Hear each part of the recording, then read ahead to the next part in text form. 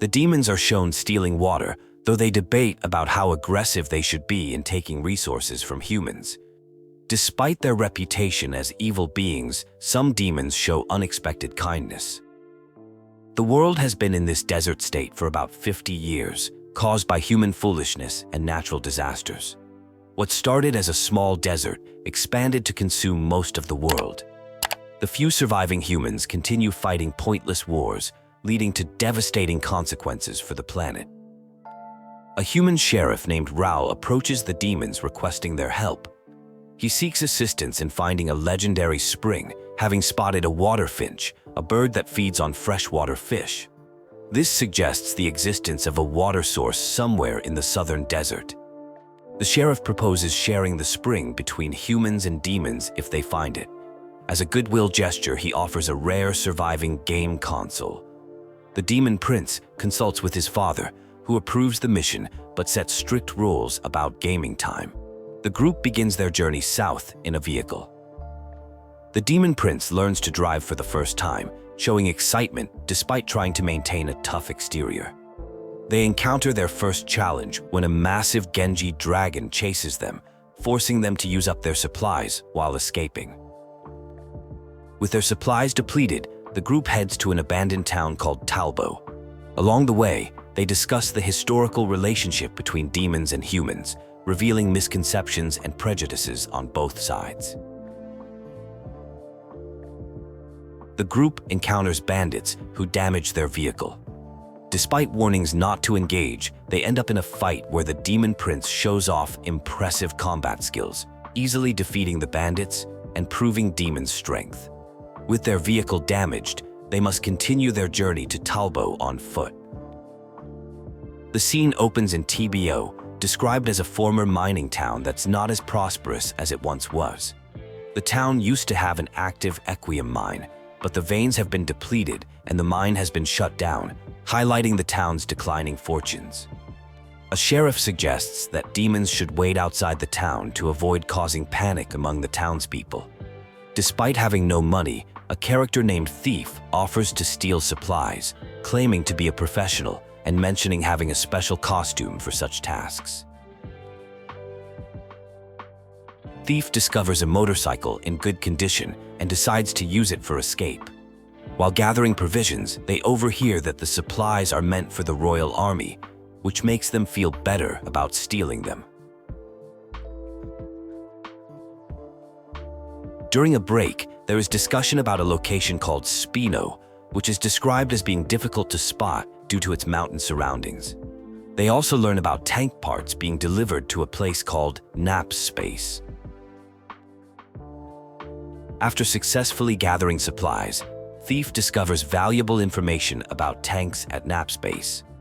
This leads to excitement about potentially stealing a tank instead of using a car for their journey to the legendary spring.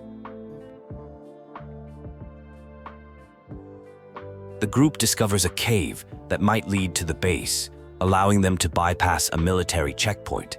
They learn about a failed rebellion against the royal army from 30 years ago, emphasizing the army's strength. The team plans a stealth operation to infiltrate the base. They devise a strategy using a diversion at the front entrance while someone sneaks in through the side. The plan involves using hairspray as part of their tactics. They find a tank under repair with 4 anti-grab stones. They meet a mechanic named Anne who offers to fix the tank in exchange for helping her escape. Despite initial hesitation, they agree due to time pressure. The group makes a hasty escape in the tank, engaging in combat with other tanks. They successfully break through the front gates, demonstrating impressive combat skills without causing any fatalities. At a campsite safe from the royal army, they install a new main cannon they acquired during their escape. However, the mechanic reveals that the tank's transmission and suspension are severely damaged from the battle and will need repairs soon. A suggestion is made to visit a town called Spino in the mountains to the south, where there is a garage that could help fix up their vehicle. Though the exact location is uncertain, it is mentioned to be quite close by, based on information from a former resident. The group decides to head to Spino, since traveling without the tank would make reaching the legendary spring impossible. While they take a rest break, makeshift repairs are started on the vehicle. The group encounters resistance from the royal army and finds a raised drawbridge blocking their path. They devise a plan to lower it by destroying the mechanism, demonstrating their resourcefulness in overcoming obstacles. A tense situation develops when a mysterious plane appears, despite planes being outlawed by royal decree. The group hides while the plane investigates Tank 104, which had been reported stolen. Through clever maneuvering, they manage to avoid detection initially. An intense battle breaks out with the aircraft, which is discovered to be carrying a large amount of water.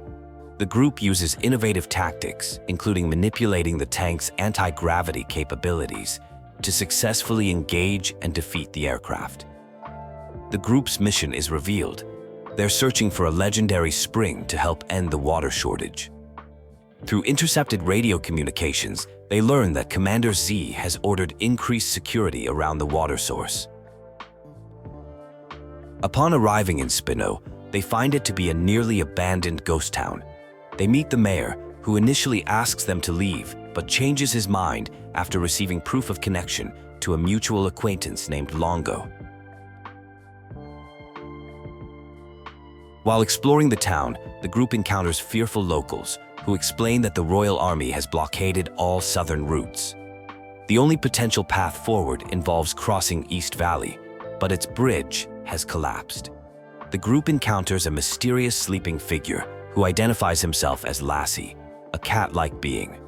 The interaction ends with a trading proposition involving an ancient coin found in ruins, suggesting potential new allies or resources for their journey.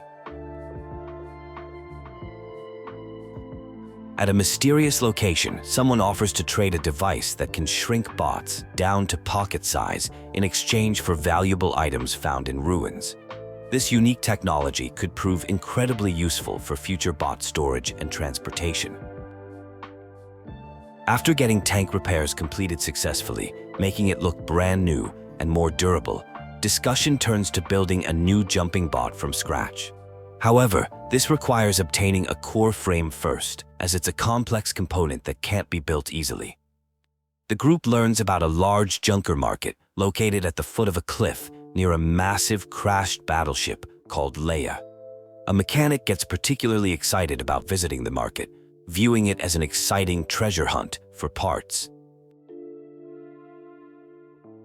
Upon reaching the area, they encounter some territorial junkers.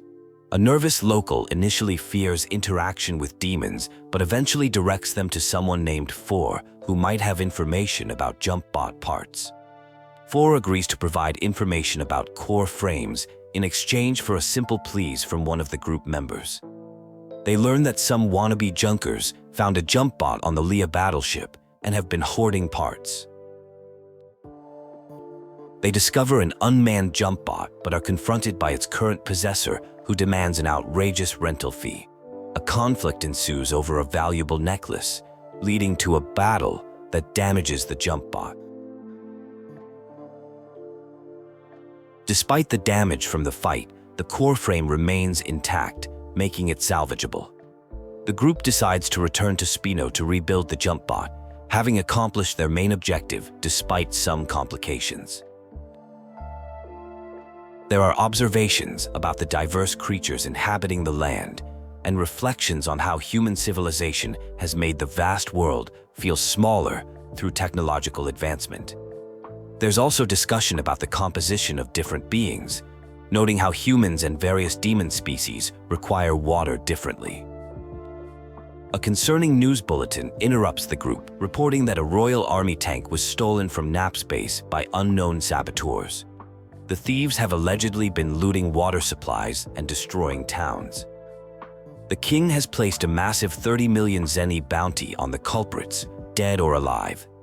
This news causes great distress since the group knows they are being falsely accused. The group discusses their dire situation, realizing they must find the spring quickly or spend their lives as fugitives. Despite some suggesting abandoning the mission, they ultimately decide to continue together, committed to seeing it through, despite the risks. They agree to get rest before embarking through the dangerous southern desert. A shocking revelation emerges about the Pachi people from 30 years ago. It turns out they were actually developing a revolutionary water-making machine to help everyone, not a doomsday weapon as claimed. The royal army, fearing loss of profits, orchestrated their destruction using aquinium bombs. A devastating personal confession reveals that one member was the commander who led the tank brigade attack on the Pachi, unknowingly causing a massive explosion.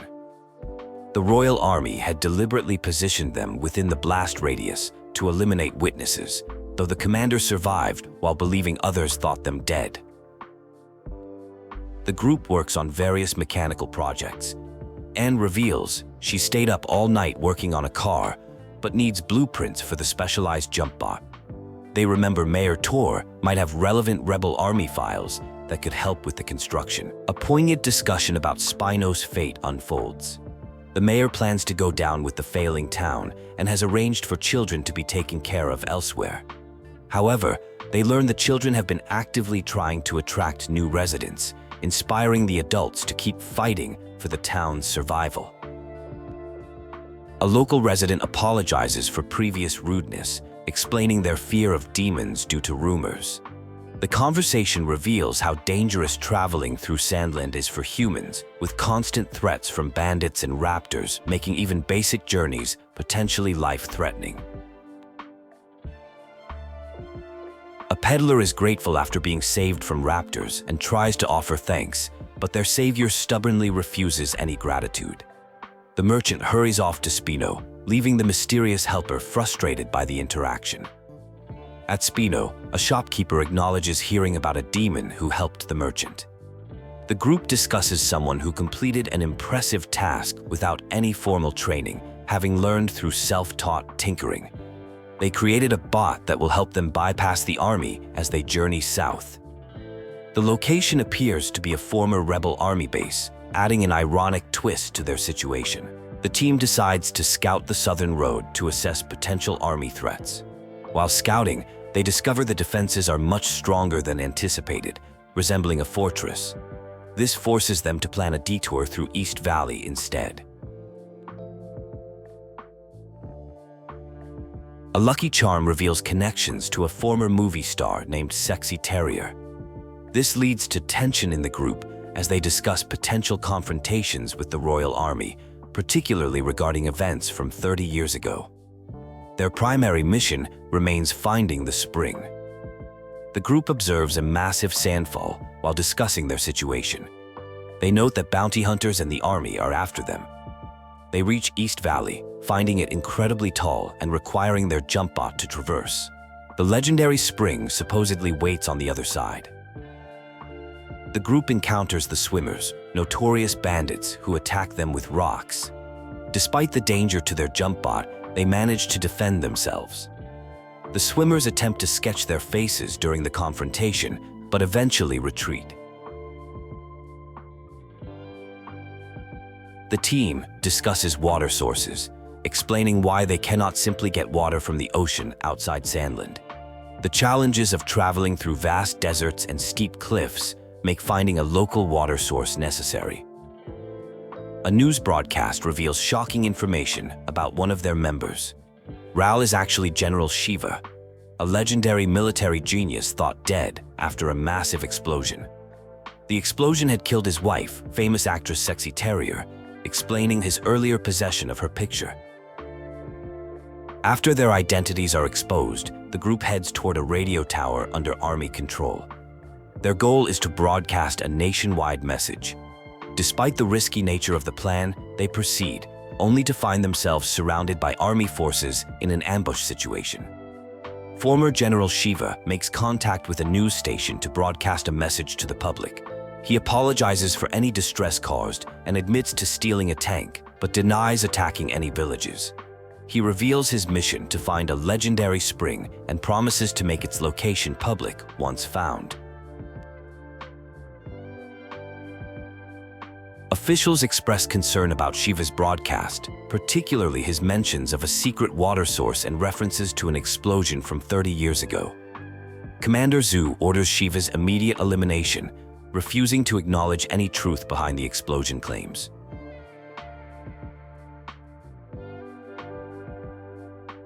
An intense tank battle breaks out between Shiva's forces and the royal army.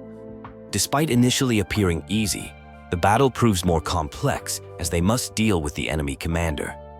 The fighting demonstrates impressive tactical abilities with minimal casualties. A conversation reveals the search for an affordable water source, as current K-water prices are too expensive for most people to survive. The village pooled their resources to fund this mission to find the legendary spring. During a tense situation, unexpected help comes from the Beelzebub, causing some to reconsider their prejudices against demons. This leads to discussions about the truth behind a tragic explosion from 30 years ago involving the Pachi. The group encounters a dangerous quicksand area blocking their southern route. They consider various options for crossing, including running quickly before sinking, but realize they need to return to Spino to find a solution. Tensions rise in town as some residents discover the group's true identity. Despite initial fears of being reported to authorities, support grows as townspeople learn about their mission to help others by finding the spring. The story shifts to personal dynamics within the group, particularly regarding Anne, who stays behind to maintain their base while others continue the mission.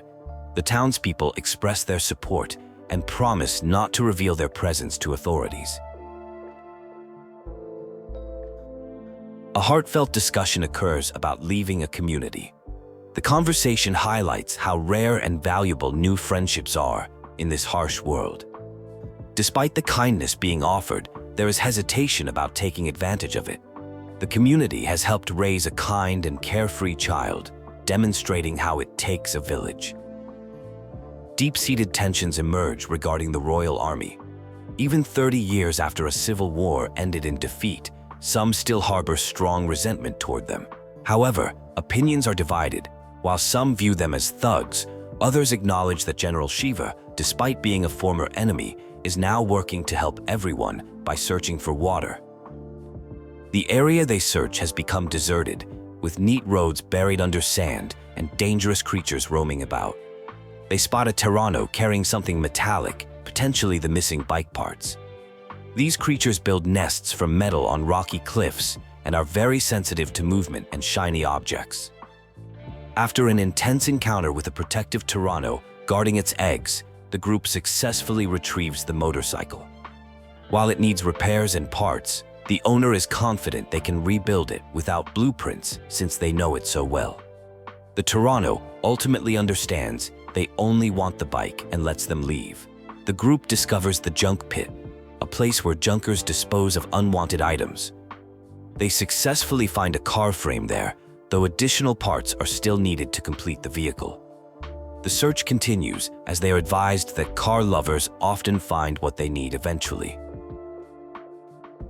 The location is revealed to be near Sandland Center, though steep cliffs make north-south travel challenging. They encounter a confident hunter who claims to have a strategy guide for defeating a GGI dragon, though retrieving it proves complicated due to a collapsed cave. A discussion begins about Spino, a sparsely populated town seeking new residents. Someone considers it an ideal location to settle down and write a book. They joke about having dragon on the menu, though that seems unlikely. The conversation shifts to exploring Sandland, expressing excitement and intrigue about making the most of the journey ahead without holding back. An encounter occurs with the Fiend Prince, who is initially mistaken for a wannabe junker. Despite being scared, someone seeks help from the Fiend Prince, who agrees to hear them out despite feeling like a last resort. The story unfolds about a soldier who defied orders to save a caravan from wannabe junkers, leading to their discharge from the royal army. This act of rebellion put them in danger, forcing them to hide from pursuers. A confrontation breaks out, resulting in a fight where the Fiend Prince helps defeat the pursuers. The rescued person expresses gratitude, but feels lost without direction after being discharged from the army. A discussion about water sources reveals the challenges of accessing ocean water due to Sandland's geography, surrounded by vast desert and steep cliffs, making water transportation difficult. An interaction occurs with a blind person who receives mysterious flowers from someone approaching from the north. Their grandmother appears protective and distrustful of demons, leading to tension. Action sequence involving quicksand and vehicle navigation. The group successfully traverses dangerous terrain, showing their resourcefulness and determination. The group encounters a massive sandstorm and seeks shelter near rocky cliffs, barely escaping the dangerous weather conditions. They notice mysterious light coming from deeper within their shelter. A significant revelation occurs regarding a past genocide of the Pachi and destruction of a tank brigade. This exposes lies and deception from a character named Zhu about who ordered these events. Discovery of surviving Pachi people, leading to an emotional conversation about forgiveness for past events. The group promises to keep their locations secret and offers to bring supplies like food, clothing, and shoes. The focus shifts to investigating the king's water source, suggesting something suspicious. A radio transmission from General L hints at following a dried riverbed south to uncover an important secret. The future of Sandland appears more hopeful than ever before. Ari, despite knowing he will face punishment from Zoe for revealing sensitive information, chose to share important details. This selfless act mirrors his father's noble character. The conversation shifts to discussions about travel experiences across Sandland. Royal Army soldiers are stationed throughout the kingdom, with the highest concentration near the royal capital. Supply units frequently transport goods across the region. A major revelation emerges about a massive water source capable of sustaining the entire kingdom. Its size surpasses the legendary spring, potentially large enough to support an entire demon village, though relocation seems unlikely due to the Demon King's preferences. The truth about the water crisis is revealed. A massive dam had been constructed to artificially control the water supply. This discovery exposes Commander Z's manipulation of the king and abuse of power for personal gain. Z deploys the Insect Man, a dangerous ultimate weapon originally designed to eliminate demons. Despite its fearsome appearance, Prince Beelzebub confidently faces the threat, showcasing extraordinary power and determination. General AR surrenders and reveals his true allegiance, choosing to support the righteous cause. Meanwhile, Shiva's past as a devoted general and father comes to light, adding depth to his current mission. The dam is successfully destroyed, restoring water flow throughout Sandland. General AR broadcasts an urgent message warning citizens about the incoming water, while also clearing the names of Shiva, Prince Beelzebub, and Thief. The truth about the Pachi genocide and Z's conspiracy begins to surface. A tense confrontation occurs where someone is being blackmailed about their potential involvement in a water shortage scheme. The blackmailer suggests that unless efforts are made to regain public support, damaging information could be leaked that would threaten their position of power. A discussion about military leadership takes place. Someone is retiring from the army, acknowledging their past misdeeds. They recommend another person become supreme commander to guide and protect the monarch, though this person initially refuses the position. A secretive operation begins as troops are dispatched. The leaders express ambition about controlling the entire world. Meanwhile, a powerful blast of water reaches various locations, bringing positive change to the regions. Water returns to Spino, bringing joy to its residents. The credit for this achievement is given to an older person who played a key role, while others are described as just helping along the way. Pachi arrives in Spino seeking to stay and contribute to the community. They offer various skills including cooking, cleaning, and mechanical expertise. The town leaders consider letting them stay as the growing community needs more help. After completing their mission, various characters return home. A prince needs to report back to the king, while others make plans to visit different locations once things settle down. A group prepares to visit the Pachi community with supplies. They plan to make a stop at Spino along the way. The journey includes discussions about daily life and various responsibilities in different communities. During a visit to provide supplies, someone receives a non-lethal weapon called a pow-pow as a gift. It's designed for self-defense and can stun enemies from a distance, offering a peaceful solution to conflicts.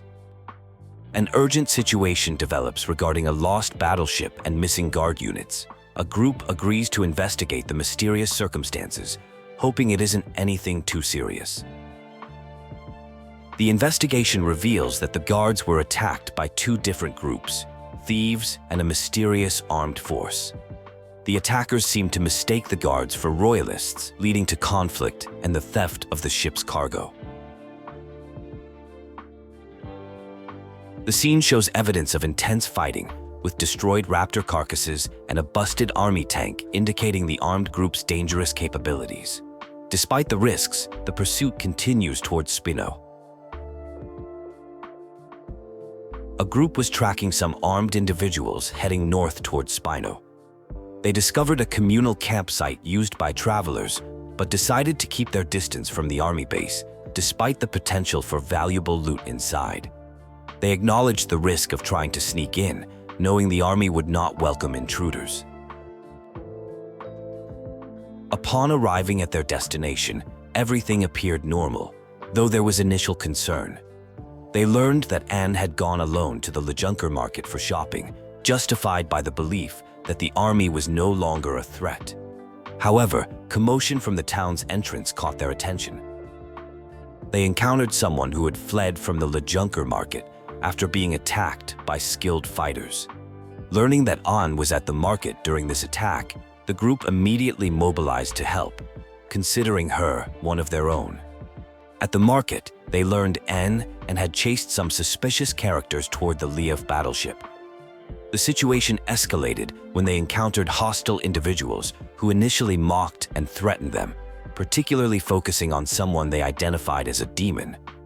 A confrontation broke out, with the attackers hoping to gain promotion by defeating what they believed to be a demon. Despite the tension, the group stayed together, promising to support each other while acknowledging the potential danger ahead. The group discovered they couldn't enter through the main entrance and had to find an alternative route based on their previous escape path. They noticed strange occurrences, including mysteriously opened doors and an unusual smell getting stronger as they proceeded. Inside the battleship, they encountered more opposition and engaged in combat. The situation became more complex when a leader figure appeared, escalating the confrontation and revealing deeper motivations behind the conflict. The conflict centered around acadium, a dangerous substance capable of massive explosions at high temperatures. A tense standoff ensued over its possession, with both sides understanding its significant importance and potential for destruction. The group discussed a historical great explosion from 30 years ago, caused by acadium, highlighting the substance's destructive potential. This revelation connected to current events and deeper personal histories that some members were hesitant to share. A discussion reveals intelligence about forest land and concerns about a rival nation moving against them in the wake of Z's downfall. The timing seems perfect for such aggression, though the motivations behind such a risky invasion remain unclear. A shocking revelation emerges about Aquam, which was thought to be completely lost in an explosion 30 years ago. The Lisa battleship and Z's mobile fortress were both powered by this substance. While they prevented the battleship's Aquam from being taken, the fortress remains at risk. Plans are made to return to the capital to request full army mobilization and check for potential moles. The handling of acadium is delegated to trusted hands for safekeeping. A proposal is made about joining forces with the resistance, but this requires careful consideration given its national implications. The resistance is explained as an opposition group fighting against Commander Brad, who took control of forest land from its king in a military takeover. The conversation then shifts to visiting the site of a great aquam explosion. At the explosion site, the devastating power of aquam is revealed. The massive destruction was caused by a single bomb, triggered by the commander of the Royal Army Tank Corps. This demonstration serves as a stark warning about the dangers of aquam technology. General Kawa appears and demands the surrender of the aquam. A confrontation ensues, leading to a retreat and the discovery of ancient human ruins underground. The group finds themselves trapped and must search for an escape route. A major revelation occurs when it becomes known that Anne is actually Princess Lilith's daughter and King Jam's child, making her half human and half fiend. This discovery complicates matters, particularly regarding the Resistance's founding principles. The conversation turns to Queen Lilith's fate, with revelations about her disappearance 10 years ago. The Forestland army claims she was defeated by a hero, though this is met with skepticism. The group decides to travel to Forestland together. A confrontation with General Kawa leads to an intense battle. Despite being outnumbered, the group manages to gain the upper hand. A surprising moment occurs when a demon saves a human, challenging preconceptions about demons. The group plans their next moves, including a stop at Spino and a mission to retrieve all remaining Equium in Sandland. Despite their successes, they recognize the challenges ahead and the need for rest before continuing their journey. A discussion about two battleships from Sandland used during the Great War, the Lissop battleship and the Merrick battleship. These vessels potentially contain valuable Equium power sources. The Forest Land Army appears to know about Sandland's Equium locations, though they may not have reached the Mare battleship in the far northeast yet. The group decides to search for Equium themselves rather than wait for the Royal Army, noting they are stronger anyway. They discuss what to do with their existing Acadium, concerned the Forestland Army might pursue them. They decide to ask Mayor Tor about hiding places. Mayor Tor offers a secret room in the west used during Rebel Army days to hide their treasure. Anne makes a comment about being worried about her niece, revealing some family dynamics. General AR is informed about the plan to search the Mer battleship for more Equium. The group explores a massive human castle that has grown into an enormous castle town. They discuss staying away from the army base despite its potential loot. The vast size of the outside world is noted, along with how civilization has made it feel smaller. They discover another damaged battleship that requires careful navigation to enter. Inside, they encounter the swimmers, who were apparently also seeking Equium. A tough battle ensues with a powerful enemy that even the swimmers couldn't handle. After defeating the enemy, there's a revelation that the swimmers initially planned to sell the Equium to an armed group, but reconsidered due to concerns about potential disasters. They offer a hoverbot core frame as a gesture of goodwill. The group finds all the Acadium in Sandland, but must figure out how to cross the border. They return to Spino to find it attacked by the Forestland Army, led by a merciless female commander, and has surrendered, offering to lead them to the Acadium. A discussion about Spino's growth and need for new facilities leads to learning about Raptor Steel, a special metal alloyed with Raptor scales. They decide to seek out Nors, a skilled craftsman in Talbot who could help with the material. The scene shifts to a tense confrontation where Princess Anne is recognized by Commander Rosetta after 10 years. Rosetta has changed from her formerly kind nature, revealing they have Equium radar technology in Forestland. A battle breaks out with Rosetta's brigade. She takes an hostage, demanding the Equium. The group cleverly decides to give up only one capsule, keeping secret their possession of the Mer battleship's Equium. However, Rosetta breaks her implied promise and refuses to release Anne. A battle has just concluded, with some enemy tanks surviving by pretending to be destroyed. Despite this setback, there is still hope to recover Anne and find more Acadium to use as leverage. The team plans to meet at Spino to strategize their next move. The team appears exhausted, particularly concerned about Anne and the stolen Acadium. The path to Forest Land is complicated by border tensions. Only a small area near the Big Dam connects their territories, but the military standoff makes crossing nearly impossible.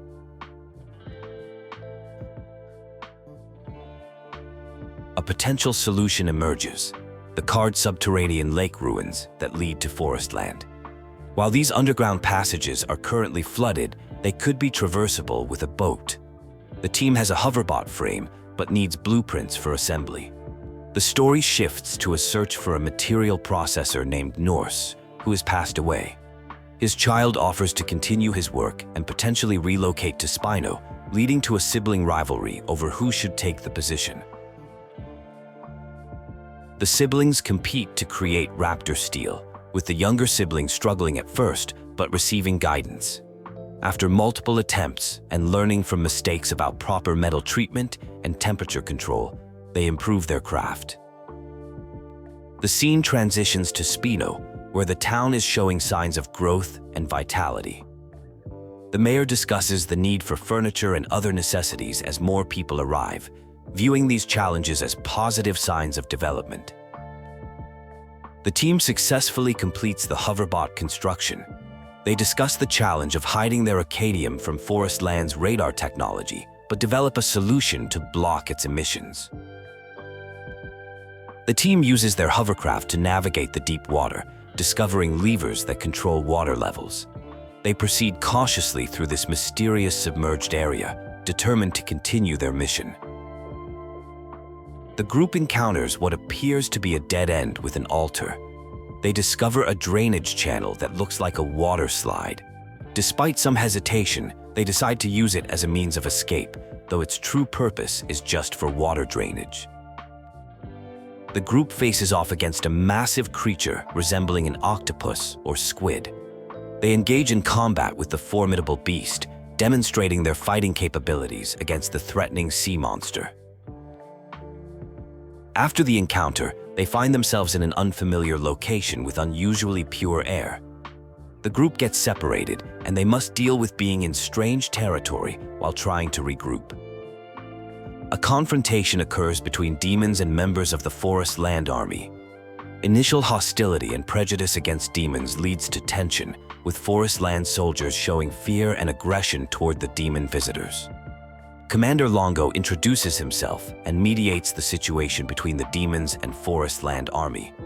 He shows respect to the visitors, much to his subordinates' surprise, and invites them to discuss matters further. The topic shifts to a discussion about Brad and his coup. It is revealed that Brad's ultimate goal is to collect 5 Aquum capsules to restart a powerful weapon called the Flying Fortress, a former warship capable of massive destruction. News arrives about locating the princess. The Resistance plans to pursue Rosetta's tank brigade, which has stopped at End Mill Base. They request help from the group to assist in their mission. At End Mill Base, they learn that Supreme Commander Brad has arrived to take custody of Princess Anne. The situation is critical, as Anne could be used either as a figurehead or scapegoat. They devise a plan to rescue her using divide and conquer tactics. The group splits up to avoid drawing attention, using telepathy to communicate. They coordinate their movements carefully while infiltrating the facility. The team navigates through tight security at the command center. Despite almost being spotted due to one member's distinctive hair, they successfully reach their rendezvous point. They discover multiple signals on a radar, possibly indicating the location of the Aquum. A tense situation unfolds as characters discover the location of some Equium and prepare to make their escape. The atmosphere is charged with urgency as they realize they need to leave quickly before their position is compromised. A confrontation occurs where someone's humanity is questioned. The individual reveals they lost half their body in a previous battle with Commander Z, adding a layer of mystery to their true identity. The group faces a dangerous situation involving poison gas and must make a quick escape. Someone cleverly copies an old man's strategy, leading to a successful evasive maneuver. Their fashion-forward thinking saves the day once again. An intense battle scene unfolds, with waves of enemies approaching. The prince takes charge of the situation, despite concerns about being left behind as bait. The group continues to fight against overwhelming odds. Princess Longo returns safely, though her precious family heirloom necklace was stolen during the ordeal. The necklace had special significance as it was passed down through generations and was a memento from her mother. The scene shifts to a more peaceful moment at home, where someone offers to cook. There's friendly banter about cooking skills. An observation is made about someone having their father's natural ability to attract people and make them smile. A serious conversation takes place about revealing one's half-fiend identity to their comrades. The discussion centers around timing and the importance of being honest, with advice given to share the truth sooner rather than later. The truth about someone's half-fiend identity is finally revealed to the group, causing shock and disbelief. This revelation creates tension and raises questions about trust within the resistance movement. The group processes the revelation about the half-fiend identity. Some members show support, while others need time to adjust. The situation remains tense, but there's hope for acceptance. An exciting race begins between rival groups to reach the engine room first and claim the Acadium. The competition involves strategy and quick thinking rather than violent confrontation. The situation resolves with an unexpected show of gratitude from General Kawa.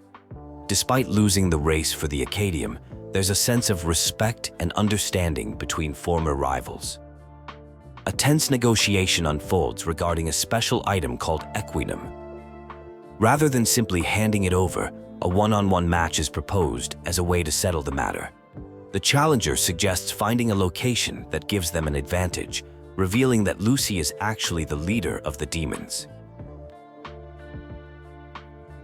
An important discussion about demons reveals they existed long before humans, positioning them as ancestral beings of the world. The demons express frustration about being dragged into conflicts they want no part of, contradicting Supreme Commander Brad's portrayal of them as purely evil beings. General Kawa explains their loyalty to Supreme Commander Brett, who helped them when they had nothing. Despite being normally under the princess' command, these unusual circumstances mean they answer only to Brett.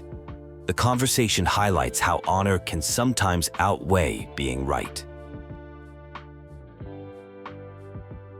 After an intense battle, the Equinum changes hands. The person giving it up acknowledges they will face serious consequences, possibly including discharge from their position. Discussion turns to future possibilities, including potentially serving the princess as a knight. A major political announcement reveals King Jam has supposedly agreed to give up the throne to Munio. A royal necklace is presented as proof of this transition of power. Plans for an immediate coronation in the palace square are announced. Shocking news spreads that King Jam's execution is planned alongside the coronation. The group debates the validity of these rumors while waiting for confirmation from their infiltrator, Portos. The situation becomes increasingly tense as they consider the implications. A rescue plan is formulated using guerrilla tactics learned over a decade of resistance. Despite some members choosing to opt out, a core group commits to the mission, planning to use both diversions and infiltration through a secret royal family entrance. The rescue attempt begins as the coronation ceremony starts. Upon arrival, they discover a scaffold has been set up. The situation becomes more complex when they realize they've walked into an elaborate trap. The rescue mission goes sideways as they find themselves surrounded by the Forest Land Army. Despite initial success in fighting back, the situation becomes increasingly dire as more forces converge on their position. A tense chase sequence unfolds as swimmers are instructed not to let targets escape. What initially appeared to be a fallout between team members is revealed to be an elaborate ruse to deceive the Forest Land Army spies. This strategic deception has been used successfully many times before, though the great General Shiva had suspected something was unusual about this particular situation. Despite nearly facing death, the mission achieves its objective, though some expressed disappointment that they only managed to escape without capturing their target. A significant moment occurs when a meaningful necklace is recovered, which could potentially delay the coronation due to lack of proof regarding the king's abdication. The team attempts to contact Trick Camp, but receives no response despite the communicator working properly. This concerning development prompts the group to split up, some heading to investigate the camp, while others plan to explore Forest Land's capital city. The group reflects on their incredible journey, having traveled far from Demon Village into a different country. Despite the dangers, they've enjoyed seeing new places and bonding together. The area is noted to be filled with hills, wilderness, and numerous soldiers requiring constant vigilance. A confrontation erupts with a character known as Half Stash, who had been tracking suspicious activity. This leads to a heated exchange and chase sequence as Half Stash threatens to return with reinforcements. A shocking revelation comes via television broadcast showing King Monal's coronation ceremony. The group realizes this was pre-recorded footage, as evidenced by missing battle damage from their previous attack. The broadcast then declares war against Sandland, blaming them for an alleged attack during the coronation. The situation becomes dire as news spreads of Forest Land Army approaching the border. General AR acknowledges the declaration of war, and the team rushes to the capital for an urgent meeting. General AR, exhausted from sleepless nights, proposes an alliance with the resistance to combat the Forest Land Army. The Royal Army alone is deemed insufficient to stop the incoming threat, but the king remains skeptical of the danger, particularly to the capital. A tense confrontation occurs at the royal palace, where the king initially suspects betrayal upon seeing demons and former enemies working together. The Princess of Forest Land explains her position with the resistance, fighting against Bread's authority. The king struggles with decision-making without his former commander Zou's influence. A serious discussion about royal privilege reveals that even those with royal blood aren't immune from consequences like jail or execution. It's emphasized that duty and self-interest align in preventing such outcomes. A lighthearted comment suggests that fighting to protect people might impress potential romantic interests. Reports indicate that the Forest Land Army has crossed the border into the southern desert. Forces are mobilizing to head to the front lines immediately for what appears to be shaping up into an all-out war. The situation is tense as troops prepare for battle.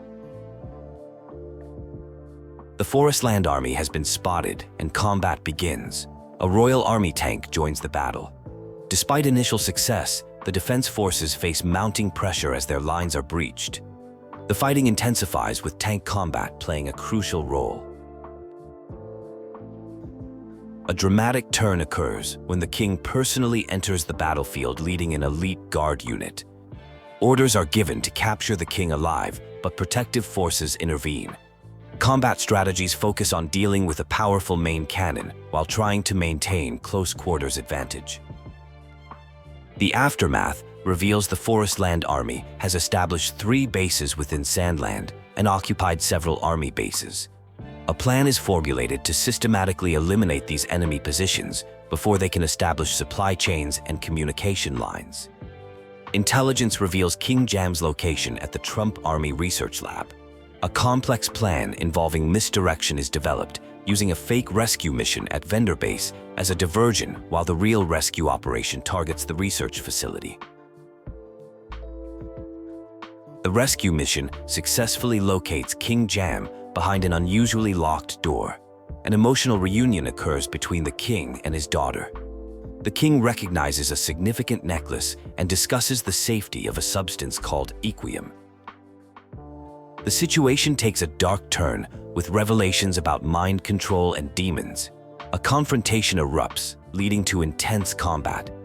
Despite the challengers' confidence and taunts, they prove less formidable than initially presented, ending in an unexpected twist. In an intense battle sequence, energy was depleted from blocking unusual attacks, leaving the fighters exhausted and vulnerable. The situation appeared dire as they struggled to maintain their defensive positions against powerful opposing forces. After regaining consciousness, it was revealed that Rao had returned alone to rescue someone from prison. Meanwhile, Anne took control of driving the tank, much to others' concern about potential damage to the vehicle. The group discussed their recent close encounter with Prince Munio, realizing he possessed superhuman abilities. A shocking revelation occurred. Munio was identified not as a demon, but as an angel. The group reflected on their hardships over the past decade, expressing gratitude and concern for each other's well-being, while encouraging rest and recovery. The team successfully delayed an invasion, noting the absence of Rosetta and her unique tank, which likely couldn't be repaired in the field. This temporary advantage bought them valuable time to regroup and plan their next moves. Important news arrived through communications, leading to a planned meetup at Trip Camp. The messenger insisted on delivering the information in person due to security concerns, building anticipation for potentially game-changing intelligence. The crucial intelligence revealed King Jam's location at the Trump Army Research Lab.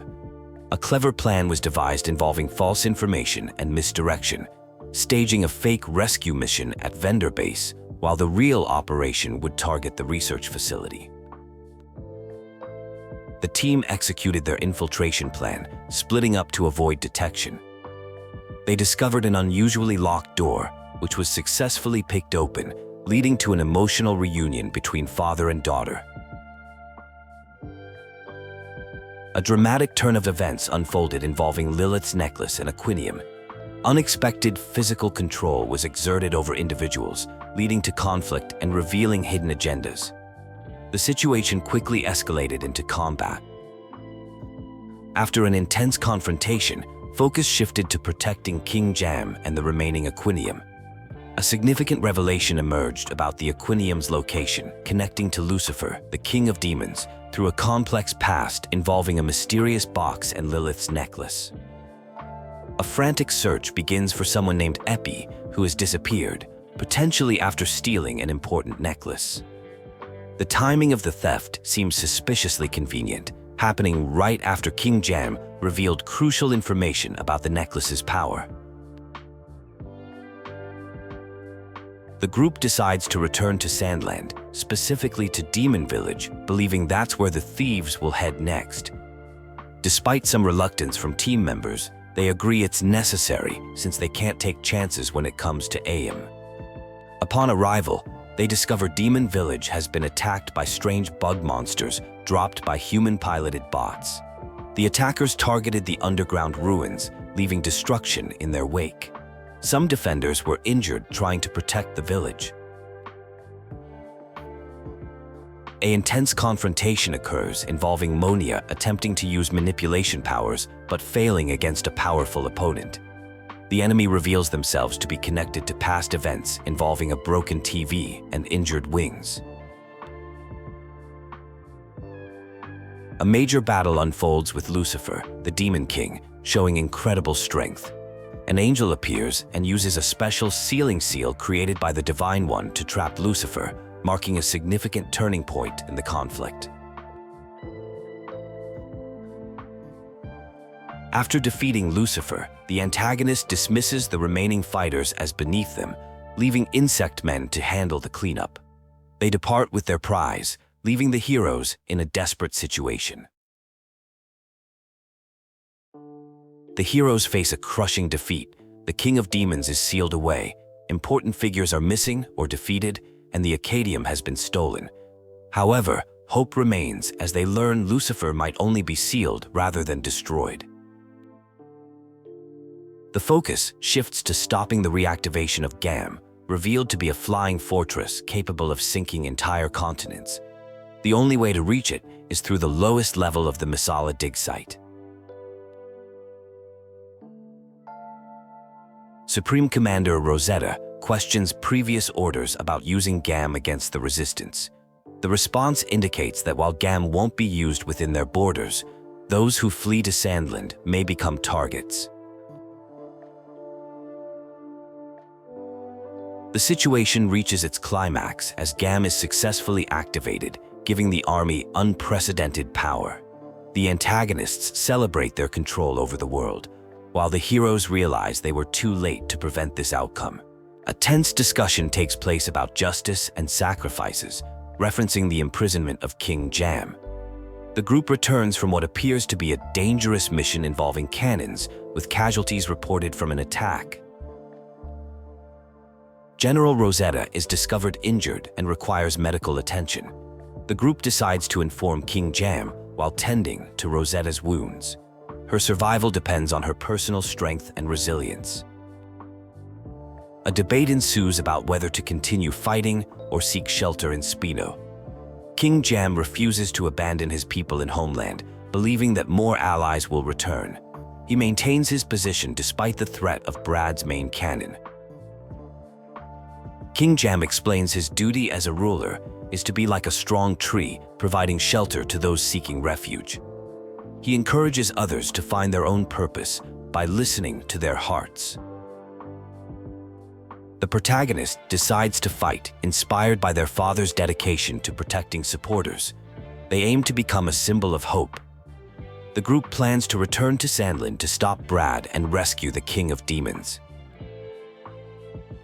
Rosetta expresses her desire to join the group, revealing she should have died at the Masala dig site. The group discusses and ultimately accepts her request to join them. Brad plans to demand surrender from Sandland's king, threatening to destroy the capital if they don't comply. Meanwhile, there's pressure to attack the demon village first as a show of force.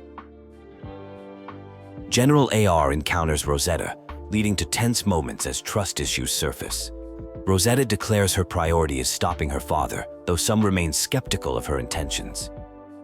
The group strategizes about confronting the flying fortress. They discuss various options, including waiting for energy depletion and swift attacks. The fortress' main cannon poses a significant threat. They discover an airplane at Vendor Base might be their best chance to stop Brad. Multiple members express interest in piloting it, though it's clearly a dangerous mission. The group successfully locates and boards the airplane despite some complications and close calls with security. The situation escalates as heavy fire is exchanged. General Rosetta makes a surprising appearance, causing Brad to order a ceasefire, suggesting complex personal dynamics at play. A tense aerial battle begins as a group discovers they are being pursued by enemy forces. Their high-speed aircraft has been detected by thermal sensors, revealing they had hijacked a resistance plane. To evade capture, they attempt risky maneuvers at low altitude through rocky terrain. The chase intensifies as they try to reach Goram while dodging attacks. Despite taking heavy damage, they manage some impressive evasive flying. The pursuing forces become increasingly frustrated at their inability to shoot down the hijacked plane. After narrowly surviving a massive attack, the group realizes they need to figure out how to escape from the flying fortress without their damaged plane. They decide to deal with that problem later and focus on their current mission. The team encounters heavy resistance from BattleBots, but maintains their offensive push forward. They successfully deliver a payload that helps turn the tide of the battle in their favor. A confrontation occurs between two characters with a complex history. One has apparently lost their heart and cares only for their country, while the other seeks to fulfill a promise made to Rosetta. The tension builds as they prepare to face off.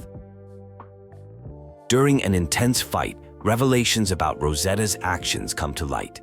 She had betrayed military secrets to help stop someone from continuing down a destructive path. This leads to an emotional discussion about family bonds and redemption. An angel appears, declaring their mission to purify the world and bring humans back to the light while vanquishing demons. This leads to a heated confrontation with mentions of past conflicts involving Lucifer. A crisis develops as the Aquadium energy system begins malfunctioning, threatening to cause loss of control over Gorum. The situation becomes increasingly dire as power systems start failing. The discovery of King Lucifer's urn adds urgency to the situation. As Gorum gains dangerous altitude, the team realizes they must reach the control room quickly to prevent disaster. A difficult decision must be made when they discover the escape pod only fits 5 people, but there are 6 in the group. After some debate about who should stay behind, they face the challenge of finding an alternative escape plan. The final escape plan involves using special floating tablets that provide 10 seconds of floating ability. Despite some hesitation and uncertainty about the risky plan, they realize it's their only option for survival and begin their daring escape attempt. There is concern about having only one floaty tablet left, and uncertainty about how to handle the situation with someone who is unconscious and unable to swallow it. This creates a dilemma about the best course of action given the limited resources available.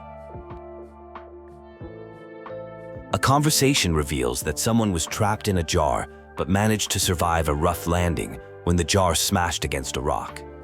The credit for the rescue goes to a big sister figure who helped save them from serious harm. The group discusses how the tablets proved ineffective for their intended purpose. Everyone took them too early out of fear, causing the effects to wear off while still at a dangerous height. However, they were saved by an unexpected mysterious power from family members. A dramatic revelation occurs when someone discovers their mother is alive, despite believing Munio had killed her. It turns out there were 2 sealing areas, and she survived in the other one, proving too powerful for a second-rank angel to defeat. A family reunion takes place with introductions between generations, including a humorous moment when Lucifer, the Demon King, objects to being called Grandpa, insisting on his proper royal title. A sincere apology is made for past wrongs against fiends from 10 years ago. The apologizer accepts responsibility and is willing to face any punishment, though they are told to direct their apology to the nation's people instead. A significant environmental change occurs as rain begins to fall, attributed to the Acadium finally working as intended after 30 years. This marks a major turning point in the story's world. The rain brings historic changes to Sandland, and peace is established between Sandland and Forestland through an official treaty. King Jam assigns people to help improve relations between humans and demons. Different characters face various fates. Someone faces punishment in the celestial world, while others embark on new adventures. The story shows how different individuals deal with the aftermath of recent events. Friends reunite and discuss their future plans, including becoming a world-class mechanic and delivering presents. They encounter vehicle troubles with a BX, leading to an impromptu repair situation. The group decides to head to a garage in Spino for repairs. What starts as a simple repair stop evolves into an opportunity for everyone to travel together, turning into an exciting road trip adventure.